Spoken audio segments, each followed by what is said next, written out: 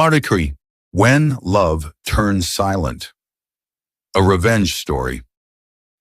The autumn air was crisp in Vermont, and the leaves painted the town in shades of amber and gold.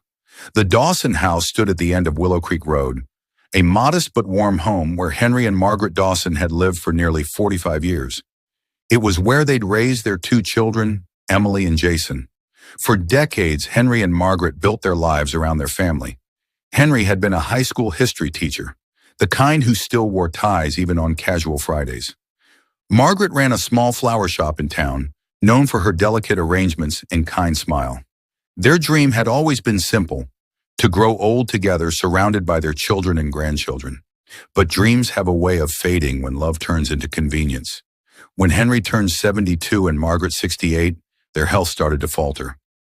Margaret's hands ached with arthritis, and Henry struggled with shortness of breath. They didn't complain. They had worked their whole lives and believed family meant taking care of one another. Emily and Jason lived only 45 minutes away in Burlington, Vermont. Emily was a lawyer, married to Daniel, a real estate broker. Jason was in tech, married to Rachel, a fitness instructor who posted every detail of her perfect life online. Henry and Margaret had helped both children through college, co-signed their first home loans, and even helped raise their grandchildren. But somewhere along the way, their children forgot. It started with canceled Sunday dinners, then unanswered calls. "We're just so busy, Mom," Emily would say. "You know how work is." Jason often added, "Rachel's got clients all weekend, Dad. We'll visit soon." The visits grew rarer, the love grew thinner, and then came the moment that broke their hearts. One snowy night, Margaret slipped on the porch steps. She broke her hip. Henry panicked and called Emily first. She didn't answer. Then Jason. Straight to voicemail. He drove her to the hospital alone in the storm, his hands trembling on the wheel. Margaret spent 2 weeks recovering, and not once did either child come to see her. Not once. When she returned home, she said nothing, but Henry saw it in her eyes. Something inside her had cracked. Not just a bone, but trust.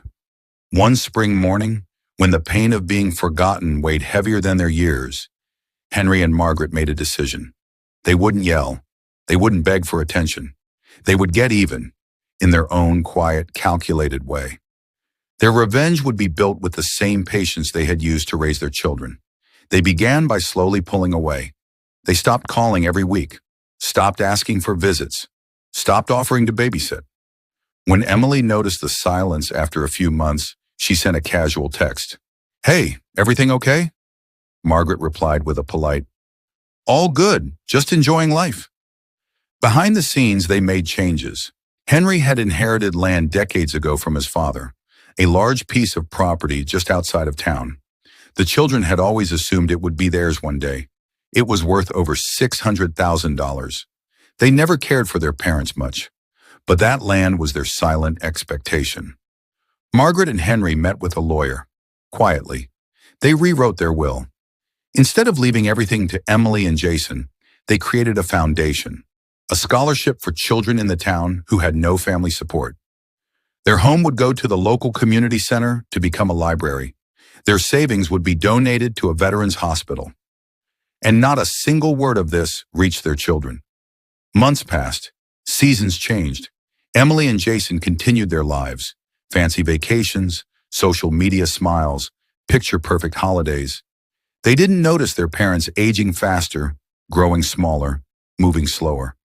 One day, Jason called, not out of love, but necessity.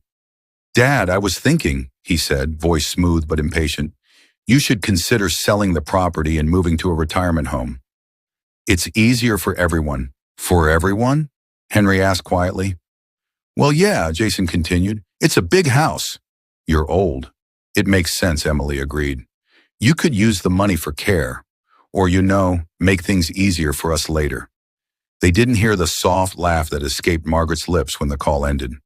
She sat by the window, sunlight warming her wrinkled hands, and whispered to Henry, "They really think the world revolves around them." Their silence grew stronger than any fight. On their 50th wedding anniversary, they invited Emily and Jason to dinner. Not at home, but at their favorite local restaurant.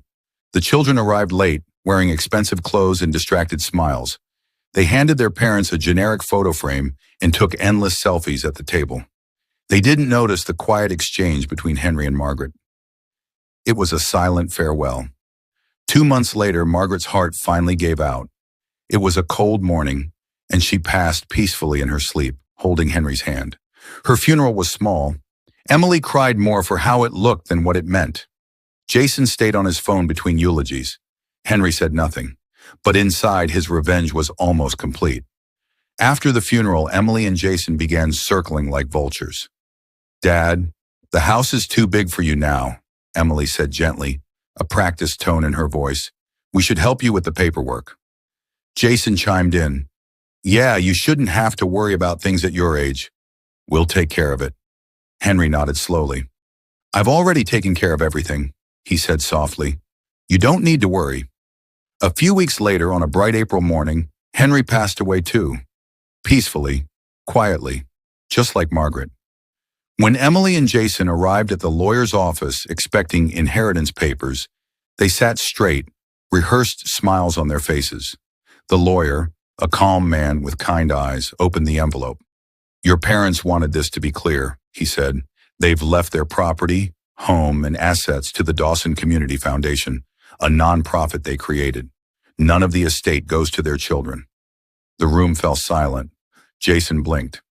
"Wait, what?" Emily's voice rose. "That's not possible. We're their children. This is our family home." The lawyer sighed. "Your parents were of sound mind. They made their choice." Jason slammed his hand on the table. "They can't just give everything away." But they could, and they had. Outside the lawyer's office, the world felt colder to Emily and Jason. All their assumptions, their greed, their quiet neglect. It had come back to them like a boomerang they never saw coming. Meanwhile, the Dawson Community Foundation opened its doors that fall. The land was turned into a children's camp and learning center.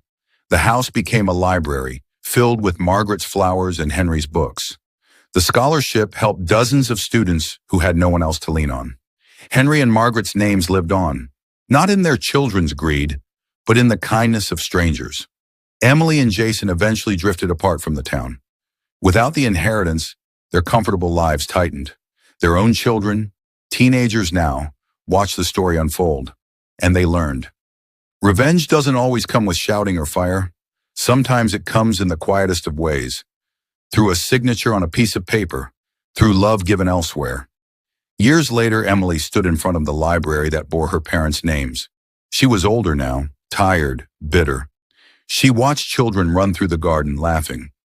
Margaret's favorite roses bloomed by the steps. She whispered almost to herself, "I should have called more." But it was too late. Henry and Margaret had taught their children one final lesson. Love once taken for granted doesn't always wait, and sometimes the sweetest revenge is leaving behind a legacy that forgetful hearts can never touch. Moral of the story: never assume love is owed. Parents may give everything, but they can also take it back in silence. Neglect has consequences, and sometimes revenge is not loud or cruel. It's simply just. If you like this story, don't forget to like, share, and subscribe for more powerful, emotional life stories.